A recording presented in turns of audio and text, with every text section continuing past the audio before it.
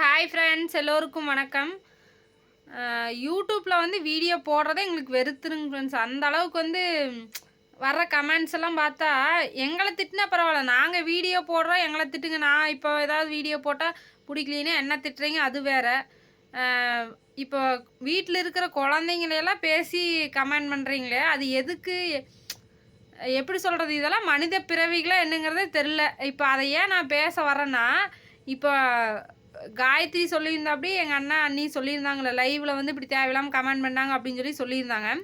இவங்க வீடியோஸில் மட்டும் இல்லை, மற்ற நிறைய யூடியூபர் வீடியோவில் நான் பார்த்துருக்குற குழந்தைங்கள போய் பர்டிகுலராக பண்ணிகிட்ருக்குறீங்க. அது என்ன காரணத்தில் பண்ணுறானுங்க, அது எவன் பண்ணுற நாய்களை வந்து மனுஷங்களை மனிதர்கள் லிஸ்ட்லேயே நம்ம வைக்க முடியாது. அந்த மாதிரி மனுஷங்களாம் அப்படி பேசவே மாட்டாங்க. என்றைக்குமே நம்ம வந்து எதிரியாக இருந்தாலுமே வந்து அந்த மாதிரி வார்த்தையெல்லாம் நம்ம யூஸ் பண்ண மாட்டோம். ஆனால் குழந்தைங்கள யூஸ் பண்ணுறாங்கன்னா அதெல்லாம் வேறு விதமான பிறவிகளை, தப்பான பிறப்பே வந்து தப்பாக தான் இருந்திருக்குன்னு நினைக்கிறேன். அந்த மாதிரி ஜென்மங்களாக தான் இருக்கும்.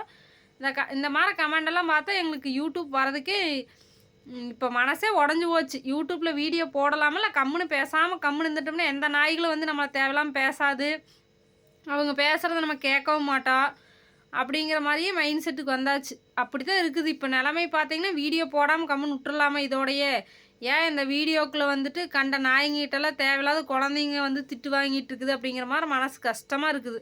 ஆனால் உங்களை மாதிரி ஒரு சில நல்ல உறவுகளும் இருக்கிறீங்க. அதை நினச்சா அந்த நாய்களுக்காக இவங்கள நம்ம எப்படி மிஸ் பண்ணுறது அப்படிங்கிற மாதிரியும் தோணுது.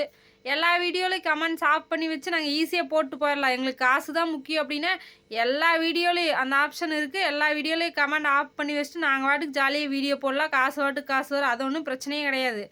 ஆனால் உங்கள் கூட பேச முடியாது. நீங்கள் வந்து எங்ககிட்ட கேட்க நல்ல விதமாக நம்மளுக்கு உறவுகள் நிறைய பேர் கிடச்சிருக்கீங்க. நீங்கள் மனசில் நினைக்கிறத எங்களுக்கு கமெண்டாக பண்ணுறீங்க, நாங்கள் அதுக்கு ரிப்ளை பண்ணுறோம். அதெல்லாம் வந்து நம்ம அந்த பேச்சுவார்த்தையெல்லாம் வந்து நின்று போயிடும். ஏதோ ஒன்று கடமைக்கு போட்டோமா அப்படிங்கிற மாதிரி இருக்கும். அதுக்காகத்தான் நாங்கள் வந்து கமெண்ட்ஸ் ஆன் பண்ணுறதே அதுக்காக மட்டும்தான். இந்த நாய்களுக்கு நம்ம பயந்துட்டு ஆஃப் பண்ணோம்னா நம்மளை நல்ல விதமாக பேசுகிறாங்க, வாழ்த்துறவங்க நிறையா பேர். பேட் கமெண்ட் 2 வந்தால் வாழ்த்துறவங்க 200 பேர் இப்படி பண்ணுறீங்க. அதனால் உங்களுக்காகத்தான் நாங்கள் வந்து கமெண்ட்ஸை ஆன் பண்ணி வைக்கிறோம். கமெண்ட்ஸ் வந்து ஆஃப் பண்ணுறதுனாலையோ ஆன் பண்ணுறதுனாலையோ வந்து அதிலலாம் வந்து ஒன்றும் காசு வந்துடாது. ஒரு சில முட்டாள்கள் அதையும் நினச்சிட்டு இருக்கிறாங்க. ஏன் இவ்வளோ திட்டியும் கமெண்ட்ஸ் ஆனில் இருக்குது அப்படின்னா அது காசு வருது போல் இருக்குது, அதனால தான் ஆன் பண்ணி வச்சுருக்காங்க அப்படின்னு ஒரு சில முட்டாள்கள் வந்து நினைக்கிறாங்க. அப்படி நினைக்கிறவங்களும் இருக்கிறாங்க. ஆனால் அதெல்லாம் உண்மை கிடையாது. கமெண்ட்ஸுக்கெல்லாம் வந்து காசு ஒரு பைசா வராது. அது கமெண்ட்ஸ் ஆஃபில் இருந்தாலும் நம்மளுக்கு எப்பவும் போல தான் டாலர் வரும், ஆனில் இருந்தாலும் எப்பவும் போல தான் வரும். நாங்கள் ஏன் ஆன் பண்ணி வைக்கிறோம், நல்ல விதமாக கமெண்ட் பண்ணுற உறவுகளுக்காக, நல்ல உள்ளங்கொண்டவங்களுக்காக மட்டும்தான் ஆன் பண்ணி வைக்கிறோம். மற்றபடி இல்லைன்னா ஆஃப் பண்ணிவிட்டு போட்டுடலாம்.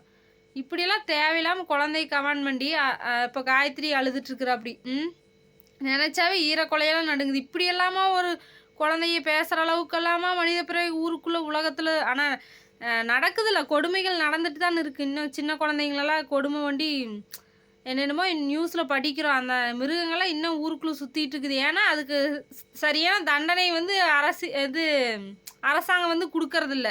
ஏமா அவனுங்களுக்கெல்லாம் அப்போவே மக்கள்கிட்ட ஒப்படைச்சி சாகடிச்சா ஒவ்வொருத்தனா கொன்னோம்னா எல்லாம் சரியாக போயிடு. அவங்க ஜெயிலில் கொண்டு போய் போடுறேன்னு போட வேண்டியது, அது அதோடு அந்த கேஸ் அப்படியே முடிச்சுட்டு அப்படியே விட்டுறாங்க. அந்த நாய்களாம் ஊருக்குள்ள இன்னும் வள வந்துட்டு தான் இருக்குது.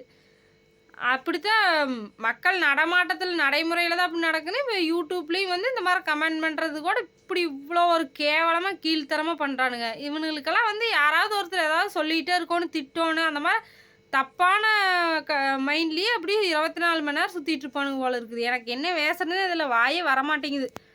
நம்மளை பேசுனா, நம்மளை ஏதாவது சொன்னால் நம்ம வாட்டுக்கு டெலீட் பண்ணிட்டு பிளாக் பண்ணிட்டு போயிட்டே இருப்போம். அதெல்லாம் நாங்கள் கண்டுக்கவே மாட்டோம். ஆனால் குழந்தைங்களெல்லாம் கூட சொல்கிறாங்களே, அதுதான் வந்து ஏற்றுக்கவே முடியல.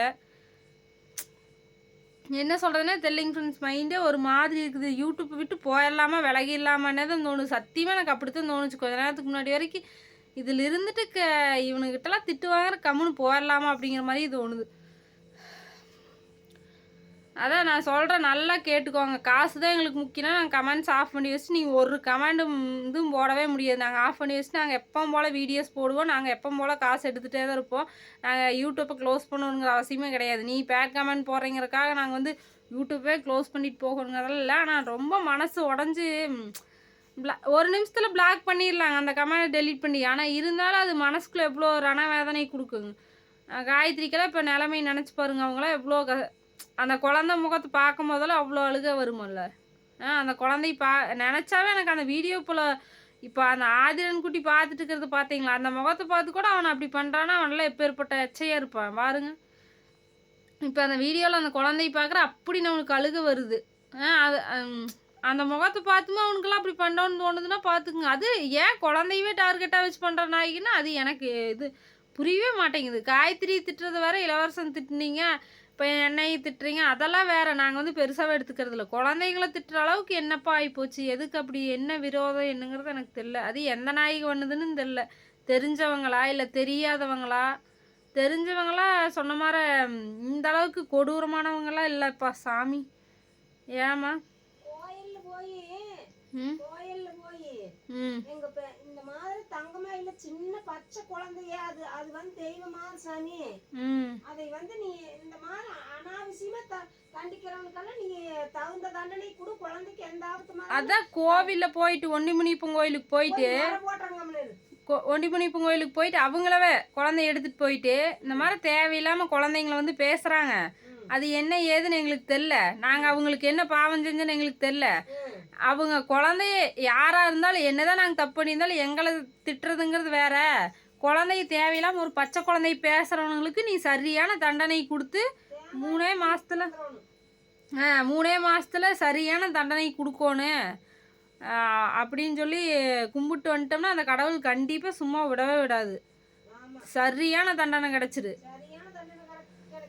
இன்னொரு டைம் குழந்தைய அப்படி யாராவது பண்ணாங்கன்னா இப்போ இதுக்கே போய் நான் வேண்ட சொல்கிறேன்.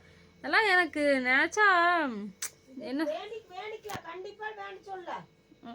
வேண்டோணும். இதோட அன்னைக்கு ஒரு டைம் வந்துச்சு, நாங்கள் அதை பற்றி ரொம்ப சங்கடப்பட்டோம் எல்லாம். அப்புறம் அது முடிஞ்சு. சரி இப்போ நார்மலாக யார் அப்படி பண்ணுறதில்ல அப்படின்னு நினச்சிட்டு இருக்கிற சமயத்தில் திரும்பவும் வந்து அதே மாதிரி கமெண்ட்ஸ் வந்தால் என்ன அர்த்தம்?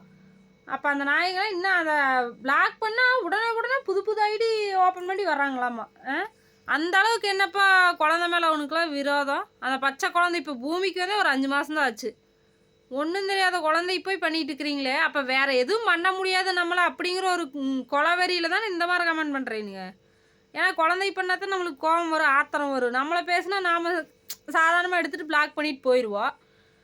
அப்படிங்கிற ஒரு எண்ணத்தில் தானே இவ்வளோ கேவலமாக கீழ்த்தரமான வேலையை பார்க்குறீங்க. அதுதான் உங்களுக்கு சரியான தண்டனை கடவுள் தான் கொடுக்கணும். ஏன்னா எங்கேருந்து பண்ணுறா யார் பண்ணுறா அப்படிங்கிறது எங்களுக்கு தெரியல. அதான் குழந்தைய அப்படி பேசினாவே அவனுக்கு கரிகால் நெருங்கிருச்சு, அவனுக்கு ஏதோ ஆப்பு வரப்போகுதுன்னு தான் அர்த்தம். அதான் நான் சொல்கிறேன் பாரு. அதான் இது எந்த ஊர்லேருந்து எங்கேருந்து எந்த மூலையிலேருந்து நீ எதுக்காக இப்படி பேசுகிற, என்ன நோக்கம் அப்படிங்கிறதெல்லாம் எங்களுக்கு தெரில. மொத்தத்தில் நீ குழந்தைய பேசுனதுக்கு சரியான தண்டனை அனுபவிப்ப. மனசு ரொம்ப நொந்து இவ்வளோ பேர் சாபத்தை நீ வந்து வாங்குற பார்த்தியா. குழந்தைய அந்த பச்சை குழந்தைய பேசி கமெண்ட்ஸ்லேயே அத்தனை நல்லுள்ளவங்கள் எல்லாமே குழந்தைக்கு சப்போர்ட் பண்ணிக்கிறாங்க, ஆசீர்வாதம் பண்ணியிருக்காங்க. நீ ஒரு நாய் பேசுறதுனாலெல்லாம் வந்து எங்களை சீண்டிடாது. உனக்கு எவ்வளோ பேர் சாபம் கொடுக்குறாங்க. அது இன்னும் உனக்கு 7 தலைமுறைக்கும் உன்னை தொடர்ந்து வந்துட்டே தான் இருக்குது. நீங்கள் தான் கஷ்டத்தை அனுபவிச்சு இன்னும் ரண வேதனை அனுபவிப்போம். உனக்கு சாபம் அவ்வளோ சீக்கிரம் வரக்கூடாது. உனக்கு சாபம் அவ்வளோ சீக்கிரம் வரக்கூடாது. நீ இன்னும் என்னென்ன அனுபவிக்கணுமோ, என்னென்ன கொடுமையை அனுபவித்து எவ்வளோ சித்திரவதைக்குள்ளாகி நீ சாகணுமோ அதை கடவுள் கண்டிப்பாக தண்டனை கொடுப்பார். நாம சொல்லக்கூடாது நம்ம வாயில். என்னென்ன தண்டனை கடவுள் கொடுக்கோன்னு தெரியுமில்ல. உன்னை படைச்சதும் அந்த கடவுள் தானே. அதனால் உனக்கு சரியான தண்டனை கொடுப்பாரு. கவலையப்படாத ஃப்ரெண்ட்ஸ். ரொம்ப மனசு கஷ்டமாக இருக்குது. ஆனால் குழந்தைக்கெல்லாம் எந்த பிரச்சனையும் வராது. அது எங்களுக்கு நல்லா தெரியும். கடவுள் எல்லா கடவுளும் துணை இருக்கிறாரு. ஆனால் அந்த நாய்களுக்கு ஏதாவது தண்டனை கிடைக்கணும். இது மாதிரிலாம் இருந்தால் என்ன சொல்கிறது நீங்கள் சொல்லுங்கள். நம்ம பேட் கமெண்ட் வந்தால் இக்னோர் பண்ணுங்க அப்படிங்கிறீங்க. ஆனால் இந்த மாதிரி கேவலம் வரதெல்லாம் என்ன பண்ணுறது? நாங்களும் மனித பிறவிகள் தான். ஆனால் கேட்டால் ஒரு சிலர் என்னமாங்க எதுக்கப்புறம் யூடியூப்க்கு வந்தால் எல்லாம் வரும் அப்படிம்பீங்க. அது அப்படி வர்றதுனால தான் நாங்களும் இப்படி தேவையில்லாத வீடியோ போட்டு எடுத்து திட்டி போடுறது. அதுக்கு வந்து கேட்பீங்களே இப்படி திட்டி போட்டுக்கிறீங்க, இக்னோர் பண்ணுங்க அப்படிங்கிறீங்களே. எங்களால் மனசு கேட்காது. ஏன்னா அவனுக்கு யார் என்ன ஏது எங்கே போய் பேசுறதுன்னு தெரியாதனால ஆதங்கத்தை நாங்களும் வீடியோவாக தான் போடுவோம். ஏன்னா பார்ப்பாங்கல்ல, அப்படி கமெண்ட் பண்ணுற நாய் எல்லா வீடியோவும் பார்த்து தானே தீருவானுங்க. இதையும் பார்த்துட்டு கண்டிப்பாக அனுபவிப்பாங்க, நாசமாக போயிடுவாங்க. யாரையுமே அப்படி சொல்லவே மாட்டோம் நாங்கள். உண்மையாலுமே எங்களை விரோதியாக இருந்தாக்கோ நாங்கள் யாரையுமே இப்படி ஆகணும் அப்படி ஆகணும் இது வரைக்கும் நாங்கள் சொன்னதே கிடையாது. கடவுளைத்தான் வேணுமோ தவிர தண்டனை கொடு, கரெக்டான தண்டனை கொடுன்னு சொல்லிக்கிறத தவிர இப்படி சொல்ல மாட்டோம். ஆனால் இவனுக்கெல்லாம் சொல்லலாம். பாரபட்சமே பார்க்காம யார் வேணாலும் சொல்லலாம். இவ்வளோ கீழ்த்தரமாக குழந்தை பேசுகிற நாயெல்லாம் வந்து நாம் நினைக்கவே தேவையில்லை. ஏமா ஒளிஞ்சு போட முதல் நாடு நல்லா இருக்குன்னு சொல்ல. அவன் இருக்க பூமிக்கே பாரம் தான். அதனால அவன் ஒளிஞ்சு தான் போகணும். கண்டிப்பாக கடவுள் தூக்கிடுவார். அது எப்பன்னு தான் தெரில. ரொம்ப கஷ்டமாக இருக்குதுங்க ஃப்ரெண்ட்ஸ். இப்படியெல்லாம் இருந்தால் வீடியோ போகிற மைண்ட் செட்டே வராது எங்களுக்கெல்லாம். இப்போ விளாக் எடுத்துகிட்டு இருந்தேன், அதெல்லாம் பாதியோடு அப்படியே விட்டுட்டேன். இன்னொரு விளாக் வந்து அப்லோடு பண்ணிகிட்டு இருந்தேன், அதை அப்படியே கேன்சல் கொடுத்துட்டு எனக்கு மனசே சரியில்லை. ஐயோ இதுக்கு மேலே வீடியோ போடுறதுக்கே மனசு வராது. பார்க்கலாங்க, நாளைக்கு பார்க்கலாங்க ஃப்ரெண்ட்ஸ். Okay bye. நான் என்ன பேசுறதுனே தெரியல. ஒரு மாதிரி படவடன்னு ஒரு மாதிரி மனசு சாப்பாடு செஞ்சு வச்சுட்டு அப்படியே இருக்குது, மாறிட்டு இருக்குது. சாப்பிட்றதுக்கும் தோணல, ஒரு மாதிரியாகவே இருக்குது. ஏதாவது ஒன்று இப்படி நடந்துட்டாவே நம்மளுக்கு 2 நாளைக்கு ஒரு மாதிரி மனசை போட்டு அன்னைக்கு அப்படி தான் குழப்பிகிட்டே இருந்துச்சு. இப்போ தான் கொஞ்சம் ரிலாக்ஸாக இருந்தால் மறுபடியும் எவனோ வந்துட்டா புதுசாக முளைச்சி வரானுங்க. எங்கேருந்தா வரானுங்கன்னு தெரில. அது ஒரே நாய் தான் அப்படியே ஐடி ஓப்பன் பண்ண மாட்டேருக்குது.